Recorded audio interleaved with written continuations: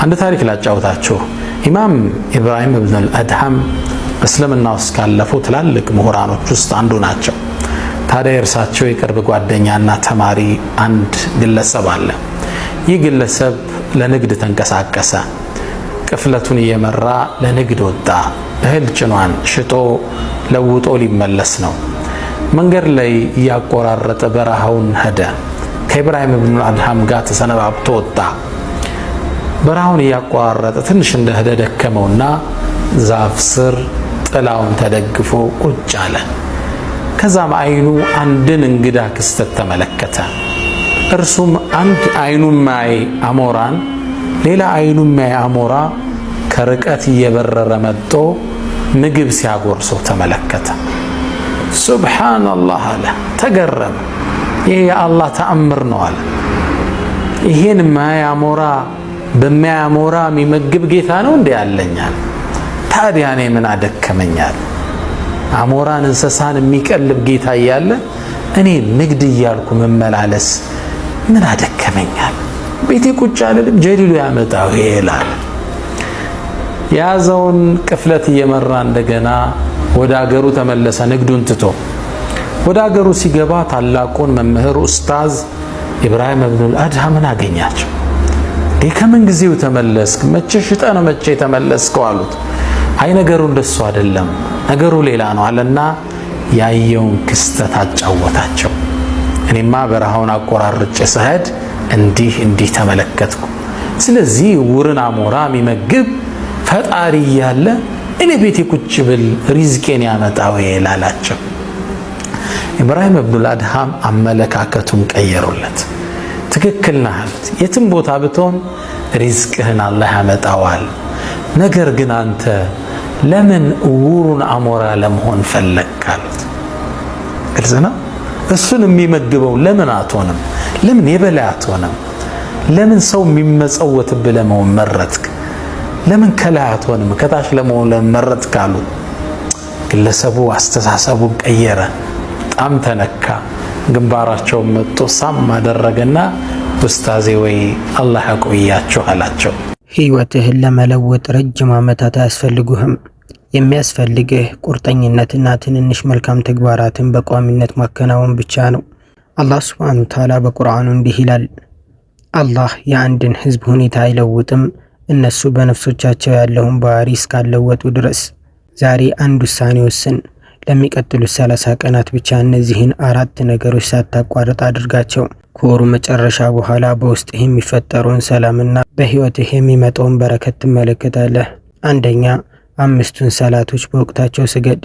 የስኬት ሁሉ መጀመሪያ ሰላት ነው። ምንም ያህል ስራ ቢበዛብህም ከአላህ ጋር ቀጠሮ አለኝ በማለት ሰላትህን በወቅቱ ስገድ። ሰላት የነፍስህ ምግብና የጭንቀትህ ማስታገሻ ነው። ሰላት ግዴታ ነው። ከሰላት ወደ ኋላ ማለት በፍጹም መንገድ የለም። ሰላት የተወሰው ይከፍራል አይከፍርም፣ በዑለማዎች መካከል ኺላፍ መኖሩ ብቻ ይበቃል ይላሉ። አንተ ራስህን ካፊር ነው አይደለም የሚባል ውዝግብ ውስጥ እንዴት ለማግኘት ራስህ ትፈቅዳለህ አሉ። ታሪክ ሰላህ ሆነ ሰላትን ትተህ ዑለማዎቹ ይህ ሰውዬ ካፊር ነው ወይስ አይደለም ብለው የሚከራከሩበት ሰው ለመሆን ለምን ትፈቅዳለህ ለራስህ? ከባድ ነገር እኮ ነው። የኩፍርና የእስላም ጉዳይ ሆኖ አከራካሪ መሆኑ ምን ያክል ከባድ እንደሆነ ያሳያል። 5 ወቅት ሰላት እንግዲህ የሰላትን ክብደት ያሳያል። ወንድሞች አባቶች፣ ሌሎቹ ግዴታ የተደረጉት ነገሮች ሁሉ በጅብሪል አማካኝነት ወህይ እየወረደ ነው። ሰላት በቀጥታ ከአላሁ ዐዘ ወጀል ለነቢዩ ዓለይሂ ሰላቱ ወሰላም የተሰጠ መመሪያ ነው። ወላሂ እኔ በጣም አደንቀዋለሁ። ያለ ሰላት የሚኖር ሰው በጣም ነው የሚገርመኝ። ተአምር ነው ሐቂቀተ። ሰው እንዴት ያለ ሰላት ይኖራል? ከባድ እኮ ነው። የት ነው ጭንቀትህን የምታራግፈው? የት ነው ሐሳብህን የምትተነፍሰው? ከዚህ ቁሳዊ ግርግር ወጣህ ስክን ብለህ ኃይል ይዘህ ደግሞ ወደዛ ግርግር ትገባለህ ማለት ነው። አሁንም ኃይልህ ሲነጥፍ እንደገና ሌላ ወቅት ሰላት ይመጣና ቻርጅ ያደርጋል። አንድ ትልቅ ዓሊም ይላሉ ሰላትና የሰው ልጅ ህይወት ማለት በህይወት ውስጥ እየነዳ ነዳጅ ሲጨርስ ነዳጅ ማደያ ነው አሉ። ሰላት ወቅቶች ማለት ነዳጅ ማደያ ጋር ገብቶ ፊውል ይሞላል አይደል? ይሞላና አሁንም ይነዳል አሉ። አሁንም ይሞላል። ዒሻ ላይ ሞልቶ ይተኛል። ተኝቶ ገፍላ አይደለ? ኤነርጂውን በዛ ይጨርሳል። ፈጅር ይነሳና ፉል አድርጎ ይንቀሳቀሳል እንደገና።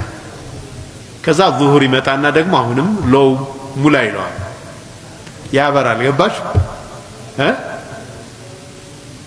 ሱብሃንአላህ። ሰላት የማይሰግድ ሰው ይሆናል። ወቃሩነ ቃሩንም ጋር ይሆናል። ወሃማና ከሱም ጋር ይቀሰቀሳል። ወኡበይ ብኑ ኸለፍ ከኡበይ ብኑ ኸለፍም ጋር ይሆናል ሰለላሁ ዐለይሂ ወሰለም። ምን ማለት ሐዲሱን ሰሒህ ነው ብለውታል። ሐሰን ደረጃ አድርሰውታል። አዎ ሰሒህ ነው ብለውታል። ፊል ሙስነድ የመጣ ሐዲስ ነው። ምን ማለት ነው? ያ ጀማዓ ሰላት የማይሰግድ ሰው ላ ቱልሂኩም አምዋሉኩም ወላ አውላዱኩም ዐን ዚክሪላህ ብሏል አይደል? ሰላት የማይሰግድ ሰው ከነዚህ ሰዎች ከአራቱ ሰዎች ጋር ይቀሰቀሳል ተብሎ ሲባል ከነዚህ ከአራት ምክንያቶች ውስጥ አንዱ ወይንም አራቱ ወይንም ሶስቱ ኦር ሁለቱ ናቸው ሰላት እንዳይሰግድ የሚያደርጉት። የረሱል ሰለላሁ ዐለይሂ ወሰለም የመጨረሻ ቃል፣ ሰዎች ሆይ ሰላትን አደራ፣ ሰላትን አደራ፣ ሰላትን አደራ። የመሐመድ ሰለላሁ ዐለይሂ ወሰለም ኡመት ሆይ ይህ የነቢያችን ምክር ነው። አንተ ሰላትን የተውክ አላህን እለምንልሃለሁ፣ ይህን ምክር ተቀበል። የረሱል ሰለላሁ ዐለይሂ ወሰለም የመጨረሻው ምክር ነው። ሰላትን አደራ፣ ሰላትን አደራ። ሰላት የማሰግዱ ከሆነ የሚያመልጣችሁ አጅር ብቻ አይደለም የልብ መረጋጋትንም ነው የምታጡት። ነቢያችን ሰለላሁ ዐለይሂ ወሰለም እንዲህ ይላል፣ አሰላቱ ኡንቱሩ ጡማእኒና፣ ሰላት እኮ የልብ መረጋጊያ ነች ይላል ነቢያችን ሰለላሁ ዐለይሂ ወሰለም። የሰላት ሰዓት በደረሰ ቁጥር አሪሕና ቢሃ ያ ቢላል፣ ቢላል ሆይ በሰላት ልባችንን አረጋጋልን ይሉት ነበር ነቢያችን ሰለላሁ ዐለይሂ ወሰለም። እና ሰላት የማሰግዱ ሰዎች የሚያመልጣችሁ አጅር ብቻ አይደለም የልብ መረጋጋትም እያጣችሁ። ነቢያችን ሰለላሁ ዐለይሂ ወሰለም ማንኛውም ሐጃ በሚያጋጥማቸው ሰዓት፣ ማንኛውም ጉዳይ በሚያጋጥማቸው ሰዓት ወደ ሰላት ነበር የሚሄዱት። ሐጃቸውን የሚፈቱት በሰላት ነበር። እና ሰላት ማይገራላችሁ ካላችሁ ሰላታችሁን ጀምራችሁ ልባችሁን አረጋጉላለሁ። አንዱ ሰላት አይሰግድም ነበር። ሰላት መስገድ የጀመረበትን ምክንያት ሲነግረን እንደዚህ ይላል፣ አንዴ መስጊድ ላይ የሆነ ኹጥባ ሰምቼ ነበር ይላል። ሼኹም እንዲህ ሲሉ ሰማኋቸው ይላል፣ ኢብሊስ እኮ አልሰግድም ያለው ለአደም ነበር፣ አንተ ግን አልሰግድም ያልከው ለአላህ ሱብሓነሁ ወተዓላ ነው። እና ምን አይነት ሙሲባ ውስጥ ነው ያለው ሰላት ማሰግደው ሰውዬ ብለው ሲናገሩ ሰምቼ ከዛን ቀን በኋላ ሰላቴን አልተውኩም ይላል። እናንተስ ሰላት ማሰግዱበት ምክንያት ምንድነው? አላህ ሱብሓነሁ ወተዓላ አንሰግድም ያላችሁበት ምክንያት ምንድነው? ሌሎቹ አላህ ፈተኗቸው ማለት ነው፣ ለጣዖትና ለተለያየ ነገር እየሰገዱ ነው። እናንተ ግን አላህ ሱብሓነሁ ወተዓላ እስልምና ሰጥቷችሁ በእስልምና አክብሯችሁ ለምንድን ነው ሰላት አንሰግድም ያላችሁት? አላህ ሱብሓነሁ ወተዓላ ሐቅን ሰጥቷችሁ ለምንድን ነው ሰላት አንሰግድም ያላችሁት? እስቲ ለአላህ ሱብሓነሁ ወተዓላ የምትነግሩት ዑዝር አለ? ለሰላት ደግሞ ምንም አይነት ዑዝር የለም። ከአሁኑ ሰዓት ጀምራችሁ ሰላት ለመስገድ ሙስቴዲን ናችሁ። ሙስቴዲን ከሆናችሁ ከአሁኑ ሰላት ጀምሮ ላለው። ሁለተኛ፣ በቀን ቢያንስ 1 ገጽ ቁርአን አንብብ። ቁርአን የአላህ ቃል ነው። በቀን 5 ደቂቃ እንኳን ብትሰጠው ልብህን ያረጥበዋል። ማንበብ ባትችል እንኳን ቁርአንን በጥንቃቄ አዳምጥ። የቁርአን ብርሃን ወደ ቤትህና ወደ ልብህ ይግባ። ቁርአን በየቀኑ ከፈጅር በኋላ ቅራ። ከዛ በኋላ ወደ ስራ ሂድ። በማንኛውም ተማሪም ሁን፣ ፕሮፌሰር ሁን፣ ሳይንቲስት ሁን፣ ነጋዴ ሁን፣ የሚሰማ ኃይል፣ የሚሰማ ፍልቅልቅነት፣ የሚሰማ ኸፊፍ ክንፍ እኮ ያለን የሚመስልህ ስትሄድ የሚጫኑ ሁሉ ይበራል። ተው ከውስጥ የሚሰማ በጊዜ ውስጥ የምታገኘው በረካ፣ የምታገኘው ሰኪና፣ የምታገኘው ደስታ፣ የምታገኘው ተስፋ ማይከብ ቃላት እኮ አይገልጸውም። ደስተኛ ሰው ሆነ ለሰዎች እንደውም ደስታ ትሰጣለህ። ሰዎች ራሳቸው በአንተ ይደሰታል። ያንተ ፊት እያዩ ንግግርህን እየሰሙ ያንተን የነፍስያህን መከፈት ስታነጋግራቸው አላህ ምላስን ይከፍተዋል። ይሄ ማለት የአላህ በር ተከፈተልህ ማለት ነው። በረካውም ያለው እዚህ ነው። ኪታቡን አንዘልናሁ ኢለይኩም ሙባረኩን በረካ ፊ ኩል ሸይ። በረካ ፊ ኩል ሸይ ራስ በረካ ያለው ሰው ትሆናለህ። ውስጥ ነፍስያ በረካ ትሆናለች። እዚህ ያለ አስተሳሰብን በረካ ይሆናል። ቁርአን የማድመጥ የመጀመሪያው ጥቅም ረህማን ለማግኘት ነው። የአላህ Subhanahu Wa Ta'ala እዝነትን ለማግኘት ነው። ይህንን ስንል ግን ከመሬት ተነስተን አይደለም። አላህ Subhanahu Wa Ta'ala ሱራ አዕራፍ ላይ እንዲህ ይላል ወኢዛ ቁሪአ አልቁርአኑ ቁርአን በእናንተ ላይ በሚነበብ ጊዜ ፈስተሚዑ ለሁ ወአንሲቱ ፈስተሚዑ ለሁ ማለት አድምጡት ማለት ነው። አይም ፈስተሚዑ ማለት ልባችሁን ሰጥታችሁ አድምጡት ሲሆን ወአንሲቱ ደግሞ ማለት እንዲሁ ጆሮአችሁንም ስጡት ልባችሁንም ስጡት እያለ ነው አላህ Subhanahu Wa Ta'ala ሙሉ ለሙሉ ሰብስብ ብላችሁ ማለት ነው። ለዓለኩም ትርሐሙን ሊታዘንላችሁ ዘንዳ ሊታዘንላችሁ ይከጀላልና ይላል። ስለዚህ ቁርአንን ማድመጥ መጀመሪያ የሚያስገኝልን ነገር ምንድነው? ከአላህ Subhanahu Wa Ta'ala ረህማን ነው፣ እዝነቱን ነው። እንግዲህ አላህን እዝነት ያገኘ ሰው ምን አጣ? ምን ወጀደ አላህ ማፈቀደ ሸይን አላህን ያገኘ ምንም ነገር አላጣም። ሶስተኛ ምላስህን ከአሚትና ከውሸት ጠብቅ። ለእነዚህ 30 ቀናት ስለ ሰው ማውራት አቁም። በምትኩ ምላስህ በዚክር አላህን በመውሳት ይርጠብ። ሱብሃንአላህ፣ አልሐምዱሊላህ፣ አስተግፊሩላህ እያልክ በሄድክበት ሁሉ አላህን አስታውስ። ዚክር ጭንቀትን ያባረራል። ሐሜት ምን አይነት ቆሻሻ እንደሆነ በሚገርም ምሳሌ ነው የነገረን አላህ። አዩሂቡ አሐዱኩም አያእኩለ ለሕመ አኺሂ መይተን ፈከሪህቱሙ ማለት አንዳችሁ ቢላ ተሰጧችሁ የወንድማችሁን ስጋ ቆርጣችሁ ብሉ ብትባሉ ትበላላችሁ አለ አላህ። ምሳሌነቱን ራሱ ምን አረጋችሁ? ፈከሪህቱሙሁም ምሳሌነቱን ራሱ ጠላችሁት ይላል።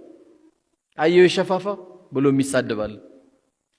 አየው መኪና ያዘው ኬት አባቱ እንዳመጣ ይታወቅ። ላኢላሃ ኢላ ከዚህ በለጠ እኮ ከባድ ወንጀል እኮ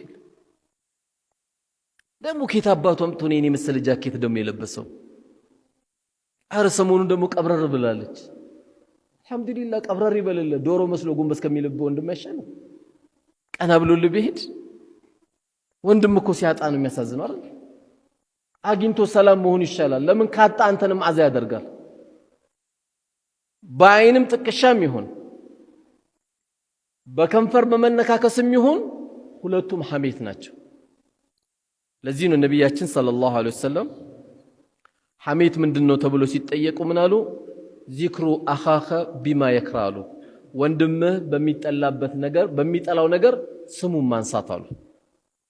በሚጠላው ነገር ስሙን ማንሳት። ሰዎች ካለማወቅም ይመስላል አንዳንዴ ልክ የወንድማቸውን ስጋ ሊበሉ ሲሉ ምን ይላሉ? አላህ እንደው ሐሜት አያርግብኝና ይላሉ። አንዳንዶቹ ደግሞ በጣም ደግሞ ቆንጆ አድርገው ደግሞ ከመታየታቸው የተነሳ እንደው አስተግፊሩላህ ይላሉ። በደንብ ጠጥተውታል እኮ አጥንቱን ጨርሰው ስጋውን በልተውት ምን ብለውት በቃ አስተግፊሩላህ እንባባል ይላሉ። አስተግፊሩላህ ይሄውን አይበቃም ተውበቱ። ይሄ ተቀባይነት የለው። ለምን? የተከበረው ወንድምህን ስሙህን ነው ያነሳከው። ስሙን ማንሳት የማይፈቀድልህ ነብዩ አለይሂ ሰላቱ ወሰለም ላ يدخلul ጀነተ ነማም አሉ። ወሬ ከዛና ከዚህ የሚያሳብቅ ሰው ጀነት አይገባም አሉ። ከዛና ከዚህ ወሬ አምጥቶ ማስታረቅ ነው እንጂ በትክክለኛ ከዛና ከዚህ ወሬ አምጥቶ የሚያጋጭ ሰው ወሬ የሚያመጣ ሰው ጀነት አይገባም ነው ያሉት። በትክክለኛም ዛሬም ቤታችንን፣ ስራችንን፣ ጉርብትናችንን፣ ጓደኝነታችንን ስናያቸው ከዚህ የሚያልፉ አይደሉም ማለት ነው። ስለዚህ ምላሳችን ትልቁ ለምላሳችን ደግሞ እንድንጠነቀቅ የተነገረ ምንድነው? ሐሜት፣ የወንድምን ክብር መዝለፍ፣ ማሳነስ፣ በማይገባ ቦታ ስሙን ማንሳት። አራተኛ በቀን አንድ ኸይር ወይም መልካም ስራ። ይህ ስራ ትልቅ መሆን የለበትም። ለአንድ ችግረኛ ፈገግታ ማሳየት፣ ለደሃ ትንሽ ሰደቃ መስጠት ወይም በሰው ልብ ውስጥ ደስታን መዝራት ሊሆን ይችላል። መልካም ስራ በትክክል ከሰራ አላህ አመስጋኝ ስለሆነ ያቺ መልካም ስራ ልብህ ላይ እንሽራህ الصدر የልብ መስፋት ደስታ ውስጥ ላይ ይሰጣል አሉ። አላህ ሸኩር ከመሆኑ አንፃር يعني أنه لا بد أن يثيب العامل على عمله የሰራን ሰው በስራው ላይ መመንዳቱ በፍጹም የማይቀር ነው። አላህ Subhanahu Wa Ta'ala ምንዳ ይሰጠዋል። መቼ في الدنيا من حلاوة ዱንያ ላይ በሚያገኛት ጥፍጥና ቀልቡ ላይ በምትገኝ ጥፍጥና ከአኺራ በፊት እዚህ ዱንያ ላይ ይሸለማል። ይሄ የማይቀር ነገር ነው አሉ። በጣም የሚገርመው ነገር እስልምና ውስጥ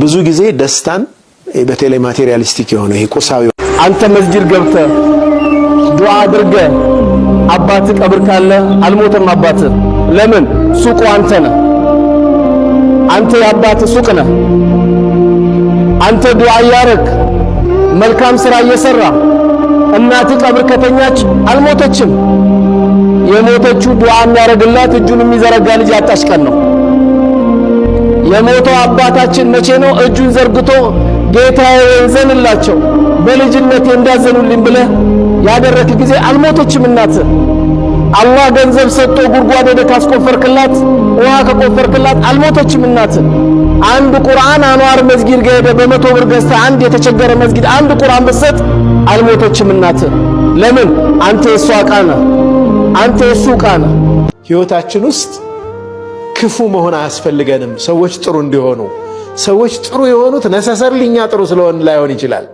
እኛም ፈርተው ሊሆን ይችላል ልጆቻችን ለኛ ጥሩ የሆኑት እኛም ፈርተው ከሆነ በጣም አደጋ ነው ሚስቶቻችን ምላሳችንና ሌላ ልናደርግባቸው የምንችልን ጉዳት ፈርተው ከሆነ ጥሩ የሆኑት አደጋ ውስጥ ነው ያለነው ጓደኞቻችን ከነርሱ ዘወር ስንል ረፍት የሚሰማቸውና እነሱ ጋር ስንሆን ግን በጥሩ ሁኔታ እያስተናገዱን ግን ፈርተውን ከሆነ በጣም አደጋ ነው ስነ ምግባራችን መታነጽ ያለበት በመልካምነታችን እንጂ ክፉ ሆነን ሰዎች ጥሩ እንዲሆኑ የምናስገድድ አይደለም መሆን ያለበት ይህንን በጣም መጠንቀቅ ይኖርብናል ከሰዎች ጋር ባለን ግንኙነት ነብዩ ሰለላሁ ዐለይሂ ወሰለም ስለ አንድ ጎረቤት እንደነገሩን ወላሂ ላ ዩእሚን ብለዋል አንድ ሰው አያምንም ብለዋል ወላሂ ላ ዩእሚን ወላሂ ላ ዩእሚን ሶስት ጊዜ ኢማኑ ሙሉ አይደለም ሰሃቦቹ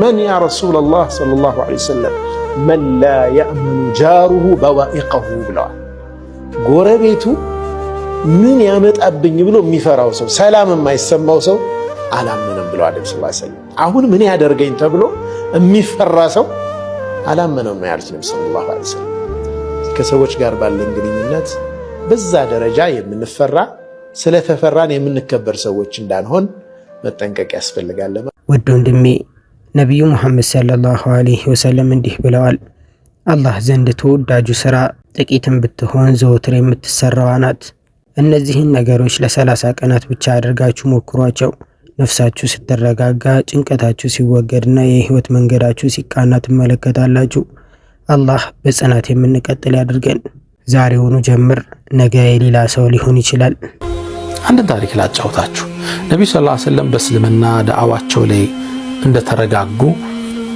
በርካታ ጎሳዎች ልኡካናቸውን እየላኩ እስልምና መቀበል ጀመሩ ከነዚህ ጎሳዎች ውስጥ ሰቂፍ የሚባል ጎሳ ይገኝበታል ወደ 10 የሚሆኑ ልኡካናቸውን ላኩ ነብዩ ሰለላሁ ዐለይሂ ወሰለም ፊት ቀረቡ ስለ እስልምና ስለ ቁርአን አስረዷቸው እስልምናን ለመቀበል ወሰኑ እስልምናንም ተቀበሉ ከተቀበሉ በኋላ ሊያስተካክሉ ስለሚገባቸው አንዳንድ ነገር ለመልእክተኛው ጥያቄ አቀረቡ ያላህ መልእክተኛ ወይ አሉ ሪባ እንዴት ነው ወለድ አሏቸው እሱ ክልክል ነው አሏቸው እሺ እንተዋለናል አስካሪ መጠጣት ኸምር ሳሏቸው እሱም ክልክል ነው እሺ እንተዋለናል ከዛም አስከትለው ጠየቁ ዝሙት መስራትስ እንዴት ነው ዚናማ በእኛ ክልክል ነው እሱንም እንተዋለናል ከዛ ውስጣቸው ላይ አንዲት የተቋጠረች ጥያቄ አለ እሱም የአካባቢው ማህበረሰብ የሚያመልካት ረባ ምትባል ጣዖት አለች ጣዖት ወደ አላህ ታቀርበናለች ብለው ያመልኳታል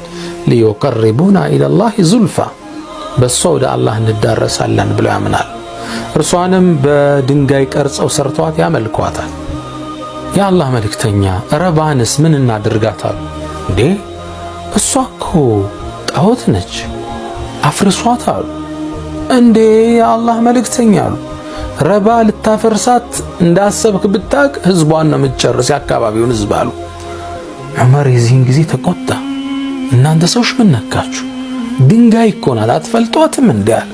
ዑመር እኛ እኮ ወደ አንተ አይደለም የመጣ ነው ወደ ነብዩ ነው አሉ። ተቆጡ በዑመር ንግግር። የአላህ መልእክተኛ አሏቸው እኛ መቼም ቢሆን አንነካትም፣ አንተ ታስፈርሳት እንደሆነ አንተ ኃላፊነቱ ውሰድ አሏቸው። ረሱልም ሰለላሁ ዐለይሂ ወሰለም ውስጣቸው ያልጸዳ ሽርክ እንዳለ ሲያውቁ ከአላህ ውጭ የሚፈሩት ሌላ አካል እንዳለ ሲረዱ እሺ እኔ አስፈርሳታለሁ። እነሱ ወደ አገራቸው ተመለሱ። ህዝቡን እስልምና አሰበኩ። ህዝቡ እስልምናን ተቀበለ። በዛች ሌሊት ይላሉ ረባን በመካዳችን በአላህ በማማናችን ምን ይደርስብን ይሆን በሚል ፍርሃት ውስጥ ማህበረሰቡ አደረ። ተመልከቱ እስልምና ነብዩ እጅ እኮ ተቀብለው ግን ያልወጣ የሽርክ ችግር አለ ማለት ነው። ሂደት የሚያጸዳው ነገር አለ ማለት ነው። ጠዋቱ ነብዩ ሰለላሁ ዐለይሂ ወሰለም ኻሊድ ኢብኑ ወሊድን ሙጊረቱ ኢብኑ ሹዕባን ሰሃቦችን ላኩ። ምን ለማድረግ? ረባን ለማፍረስ። ሙጊረቱ ኢብኑ ሹዕባ አክቲቭ ሰው ነበርና ለነ ኻሊድ ምን አላቸው? ተመልከቱ ለኡضحከነኩም ፊ ሰቂፍ አላቸው። በሰቂፍ ህዝብ ዘንድ አስቃችኋለሁ።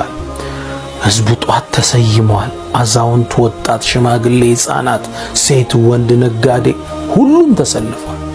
ምን ለዓመታት ያመለኳት ጣዖት ስትፈርስ ለማየት እውነት ትፈርሳለች ነው ተመስጦውን ይከታተላሉ።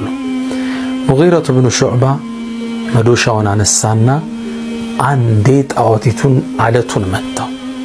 ልክ መታውና መዶሻውን ጥሎ ወደ ኋላ ወድቆ ተንፈራፈረ።